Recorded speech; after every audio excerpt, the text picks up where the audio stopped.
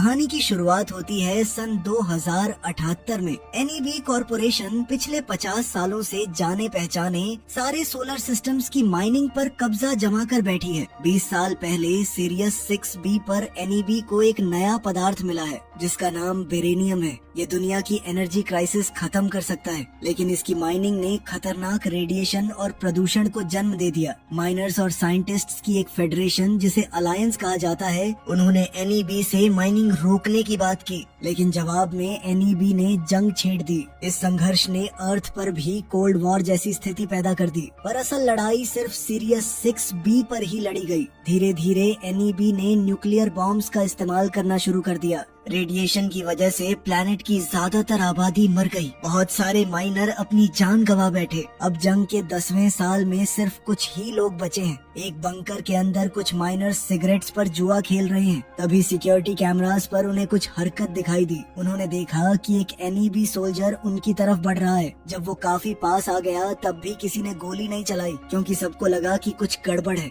अचानक एक बहुत तेज चीख जैसी आवाज गूंजी। जमीन के नीचे कुछ बहुत तेजी से हिलता हुआ दिखाई दिया। सोल्जर ने तुरंत अपनी बंदूक से उस पर फायरिंग की, लेकिन एक के बाद एक कई और जीव रेत के नीचे से निकल आए। इन अजीबोगरीब जीवों को स्क्रीमर्स कहते हैं। उनकी चीखने वाली आवाज इतनी तेज है कि सोल्जर के कान तक दर्द करने लगे। वो लगातार गोलियां चलाता रहा, लेकिन स्क्रीमर्स रुकने का नाम नहीं ले रहे हैं। धीरे धीरे उन्होंने उसे चारों तरफ से घेर लिया। तब सोल्जर ने अपनी जेब से एक सिलेंडर निकाला। जैसे ही उसने सिलेंडर दिखाया, एक स्क्रीमर रेत से उछलकर निकला और उसका हाथ काट दिया। फिर दूसरे ने उसकी टांग अलग कर दी। आखिर में स्क्रीमर्स ने मिलकर उसे मार डाला। बंकर के अंदर ये देखकर कुछ लोग रो पड़े और कुछ उल्टी करने लगे। इसी दौरान चक वहाँ पहुँचा। उसने कहा कि अगर स्क्रीमर्स ना होते तो अलायंस ये जंग कब की हार चुका होता। लेकिन उसे एक बात समझ नहीं आ रही है, एक एनईबी सोल्जर अकेला बंकर के पास क्यों आया। एक माइनर ने अंदाजा लगाया कि शायद वो चाहता है कि लोग उस सिलेंडर को देखें।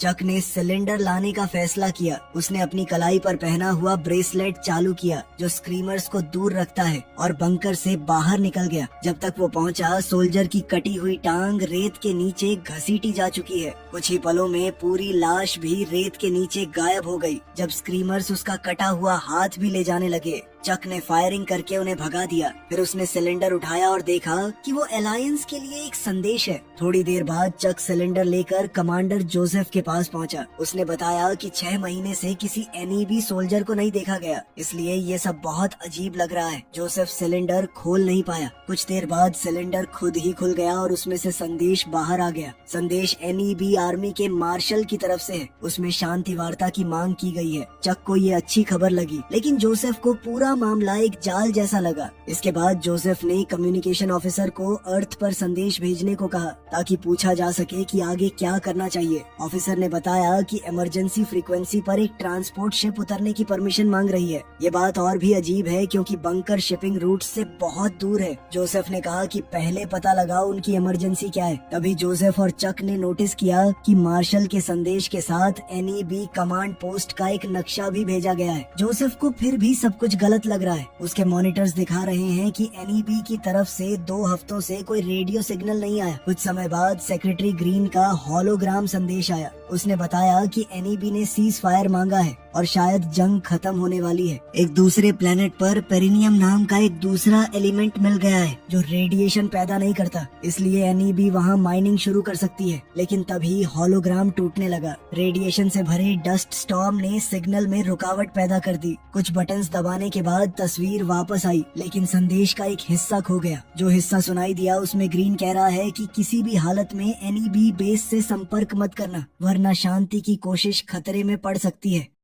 तभी चेतावनी मिली कि डस्ट स्टॉर्म बंकर के पास पहुंचने वाला है। सबने तुरंत एक खास लाल सिगरेट जलाई जो रेडिएशन से बचाने में मदद करती है। अचानक पूरी इमारत जोर जोर से हिलने लगी। बिजली चली गई, फर्नीचर इधर उधर गिरने लगा और लोग घबराकर बाहर दौड़ पड़े। बाहर आकर उन्होंने देखा कि वही ट्रांसपोर्ट शिप पास में क्रैश हो गई है। कुछ लोग आग बुझाने लगे, जबकि कुछ बचे हुए लोगों को ढूंढने के लिए शिप के अंदर घुस गए। अंदर पहुंचकर उन्हें पता चला कि ये कोई आम कमर्शियल शिप नहीं है। अंदर बैठे लोग सिविलियंस नहीं हैं। ज्यादातर लोग मर चुके हैं, लेकिन मलबे के नीचे एक आदमी जिंदा मिला। इस आदमी का नाम एस है। जब कार्गो चेक किया गया तो सब और भी ज्यादा चौंक गए। अंदर हथियारों के दर्जनों बॉक्सेस पड़े हैं, उनमें एक न्यूक्लियर रिएक्टर भी है। सबने एस को बंकर ले जाने का फैसला किया क्योंकि उसके पास स्क्रीमर्स से बचने वाला ब्रेसलेट नहीं है। लेकिन रास्ते में एस अचानक वापस शिप की तरफ भाग गया। वो अपना डिस्क मैन लेने गया है। जैसे ही वो शिप के पास पहुंचा, स्क्रीमर्स उसकी तरफ दौड़ पड़े।